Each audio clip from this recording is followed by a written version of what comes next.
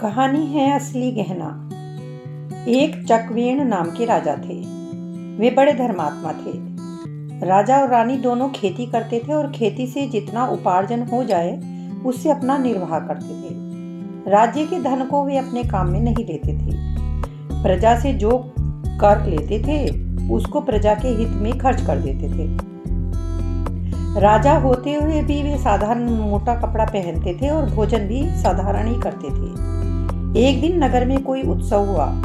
नगर की स्त्रियां रानी के पास आई। उन स्त्रियों ने बढ़िया बढ़िया रेशमी वस्त्र तथा हीरे पन्नों से जड़े सोने के गहने पहन रखे थे। उन्होंने रानी को देखा तो कहा, आप हमारी मालकिन हो, आपके तो हमारे से भी बढ़िया गहने कपड़े होने चाहिए, पर आपने तो साधारण वस्त्र पहन रखे हैं। रानी के कोमल हृदय में उनकी बात लग गई। रात्रि में उसने राजा से कहा कि आज मेरी बड़ी फजीती हुई। हमारे प्रजा की स्त्रियों के तो ऐसे बढ़िया बढ़िया कपड़े और गहने हैं और हम उनके मालिक हैं, हमारी यह दशा। राजा ने कहा कि देखो, हम खेती करते हैं, उससे जितना पैदा होता है उतना खर्च हो जाता है, ज्यादा पैदा होता नहीं, तो अब क्या करें। प्रजा से आया हुआ धन हम अपने काम में लेते नहीं, फिर भी हम तुम्हारे लिए गहनों का प्रबंध कर देंगे, तुम धैर्य रखो। दूसरे दिन चकवेण ने अपने एक आदमी से कहा कि तुम लंकापति रावण के पास जाओ और उससे कहो कि चकवेण ने आपसे कर मांगा है, उससे कर रूप में सोना लेकर आओ। वह आदमी लंका में रावण के पास पहुंचा। रावण ने पूछा कि कैसे आए हो। वह बोला कि मेरे को महाराज चकवेण ने आपसे कर लेने के लिए भेजा है। रावण जोर से हंसा और बोला कि देखो, आज भी संसार में ऐसे मूर्ख आदमी जी रहे हैं जो रावण से कर मांगते हैं। अक्ल कहाँ चली गई? क्या रावण कर देगा? वह आदमी बोला कि आपको अब कर देना पड़ेगा, आप दे दो तो अच्छी बात है। रावण ने तिरस्कार पूर्वक कहा कि मेरे सामने ऐसी बात कहने की तुम्हारी हिम्मत कैसे हो गई? चला जा यहाँ से। रात में रावण मंदोदरी से मिला तो उससे कहा कि ऐसे ऐसे मूर्ख हैं संसार में।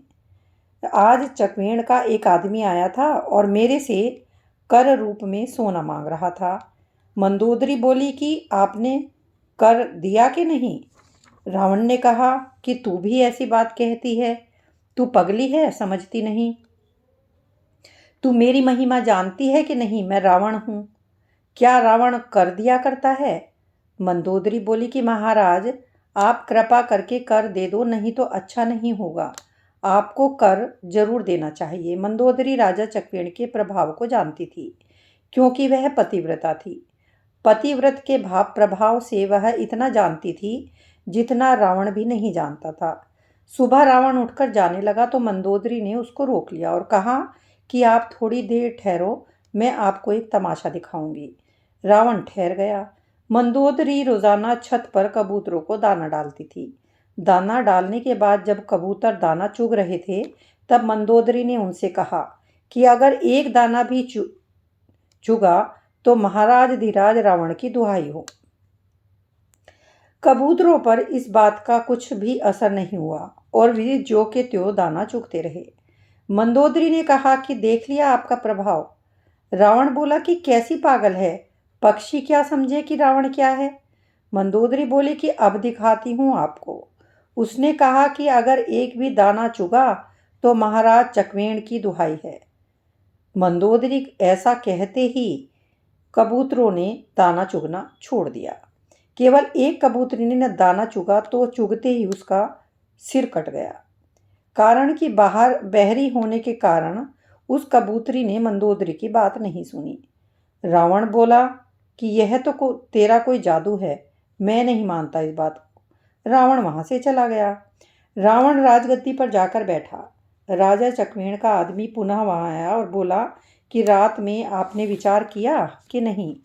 आपको कर रूप में सोना देना पड़ेगा। रावण हंसकर बोला कि कैसे आदमी हो तुम? देवता हमारे यहाँ पानी भरते हैं, हम कर देंगे? वह आदमी बोला कि अच्छा, आप मेरे साथ समुद्र के किनारे चले।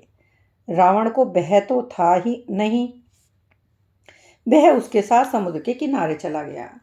उस आदमी ने समुद्र के किनारे बालू से लंका की आकृति बना दी। लंका के जैसे 4 दरवाजे थे वैसे 4 दरवाजे बना दिए। उसने पूछा कि लंका ऐसी ही है ना? रावण बोला कि हाँ ऐसी ही है। तुम तो बड़े कारीगर हो। वह आदमी बोला कि अब आप ध्यान से देखें, महाराज चक्रेण की दुहाई है। ऐसा कहकर उसने अपना हाथ मारा और एक दरवाजे को गिरा दिया। इधर बालू से बनी लंका का एक हिस्सा बिखरा तो उधर असली लंका का भी वही हिस्सा बिखर गया। अब वह आदमी रावण से बोला कि कर देते हो कि नहीं? नहीं तो मैं अभी हाथ मारकर सारी लंका बिखेरता हूँ। रावण डर गया और बोला कि हल्ला मत कर, तेरे को जितना चाहिए लेकर चुपचाप चला जा। रावण ने उसको ले जाकर कर रूप में बहुत सा सोना दे दिया। रावण से कर लेकर वह आदमी राजा चकवेण के पास पहुंचा और उनके सामने सब सोना रख दिया। चकवेण ने वह सोना रानी के सामने रख दिया कि जितना चाहिए उतने गहने बनवा लो। रानी ने पूछा कि इतना सोना कहाँ से लाए? चकवेण ने कहा यह रावण के यहाँ से कर रूप में मिला है। रानी को बड़ा आश्चर्य हुआ कि रावण ने कर कैसे दे दिया। उसने कर लाने वाले आदमी को बुलाया और उससे सारी बात पूछी कि कर कैसे लाए। उसने सारी की सारी कहानी सुना दी। कहानी सुनकर रानी चकरा गई और बोली कि मेरा असली गहना तो मेरे पति देव हैं, दूसरा गहना मेरे को नहीं चाहिए। गहनों की शोभा पति के कारण ही है, पति के बिना गहनों की क्या शोभा। जिनका इतना प्रभाव है कि रावण भी भयभीत होता है, उनसे बढ़कर गहना और कोई हो ही नहीं सकता। रानी ने उस आदमी से कहा कि जाओ, रावण को यह सब सोना लौटा दो और कहो कि महाराज चकवेण तुम्हारा कर स्वीकार नहीं करते।